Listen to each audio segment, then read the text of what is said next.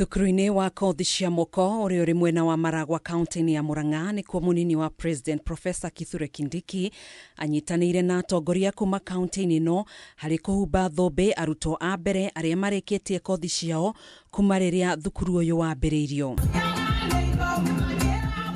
Hĩndĩ ya igongona rĩrĩ atongoria aya mahũthĩrire mweke ũyũ kũria thirikari irekererie mbeca cia mahũthĩro kũrĩ mathukuru nĩguo gũtigĩrĩra mathomo matinatharara, gũkũ mũmbunge mũtumia kaunti-inĩ ino Betty Maina akĩũria thirikari kuongerera kĩgĩna kĩa mahũthĩro ma arutwo. We have delay in disbursement of capitation fund and this challenge must be addressed by the government.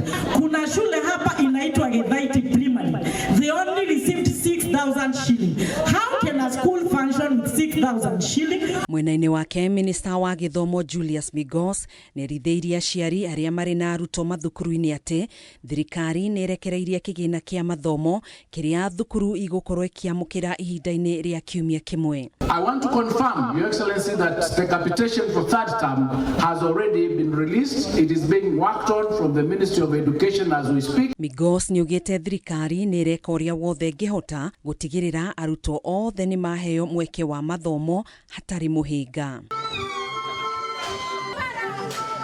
Ihinda-inĩ o rĩu munini wa President Professor Kithure Kindiki nĩugĩte thirikari no ĩgũthiĩ na mbere na ũheani wa ngombo cia mathomo ma igũrũ kana HELB nĩguo gũtigĩrĩra arutwo nĩ mahota kwĩgwatĩra kothi itiganĩte. For a long time we've been doing 650 billion every year.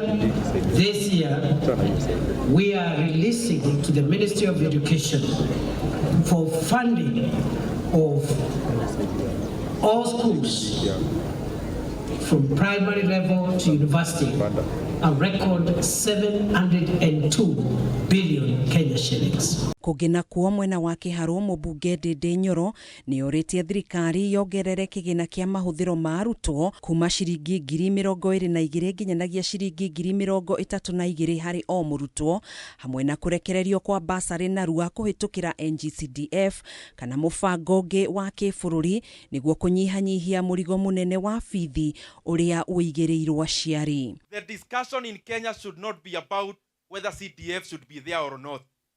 It should be about increasing the money that comes through NG-CDF. Hii mambo ya serikali leo iko masomo ya bila kulipa, kesho si ya kulipwa. There is no better way to demonstrate if the government is committed to free basic education other than setting full capitation to our schools. Sasa muhula tumeanza ya third term.